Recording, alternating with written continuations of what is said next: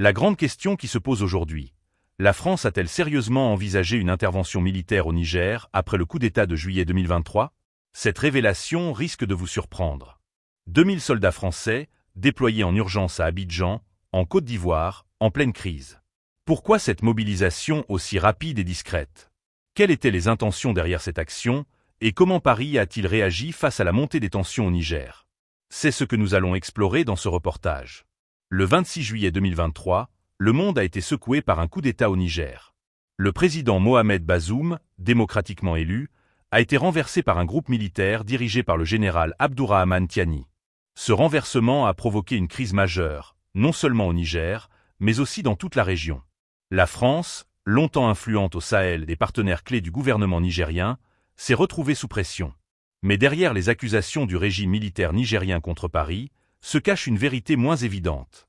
Jean-Marie Bockel, l'envoyé spécial d'Emmanuel Macron en Afrique, a récemment révélé un élément crucial lors de son audition devant la Commission de la Défense de l'Assemblée nationale.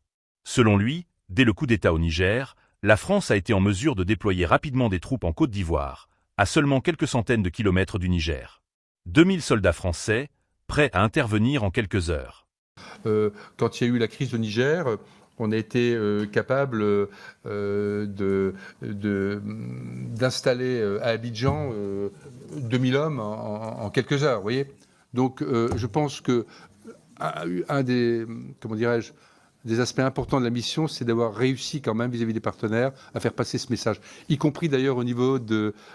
Ce déploiement en Côte d'Ivoire a eu lieu alors que la Communauté économique des États de l'Afrique de l'Ouest, CEDEAO, préparait une intervention militaire pour tenter de restaurer l'ordre constitutionnel au Niger et rétablir Mohamed Bazoum au pouvoir. Le rôle de la France dans cette initiative a été ambigu, mais les autorités françaises ont clairement soutenu la CEDEAO dans son projet de déploiement militaire.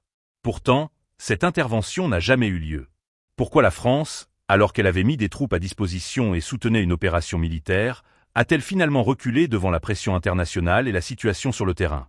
L'histoire des relations entre la France et le Niger, ainsi que la position du gouvernement français sur les coups d'État successifs dans la région, a toujours été marquée par une ambiguïté géopolitique. Depuis des années, la France est en première ligne de la lutte contre le terrorisme au Sahel, mais cette situation a pris une tournure nouvelle avec l'arrivée au pouvoir de régimes militaires hostiles à son influence.